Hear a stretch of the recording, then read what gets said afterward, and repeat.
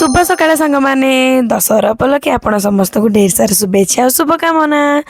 तो सांग मैंने आज आम मन खुशी जी ताठू अधिका दुख कहीं आज एत बड़ दिन में वर्षा कमिबार ना नौनी।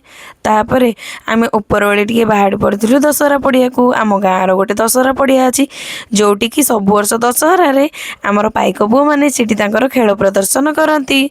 तो आम माँ मु पुओ से बाहर पड़िलु टे खेल देखी जावाई। आगुरी तो समस्ते जाइछन्ति बाकी समस्ते देखिया जाइछन्ति वर्षा सकाशे आम पुओ को लेकिन जाई पार नथिलु।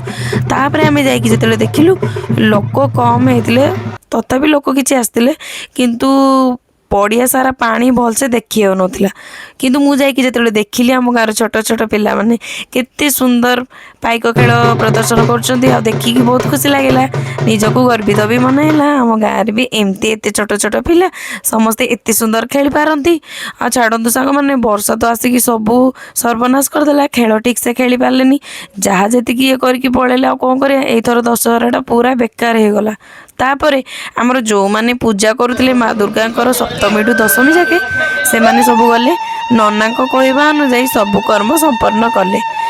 जेहेतु आज दशमी थिला आज माँ लास्ट दिन तो समस्ते जो मैंने कलश से सप्तमी ठू बसई थिले समस्ते आज कलश विसर्जन करेंगे। आज हूँ दशमी तापर समस्ते एटी रेडी हो जाइछन्ति हमर कलश विसर्जन करने। वर्षा जेहेतु एते जोर हो पाख गोटे पोखरी रे समस्ते जाइकी विसर्जन करदेवे। रही सांग माने जय जय।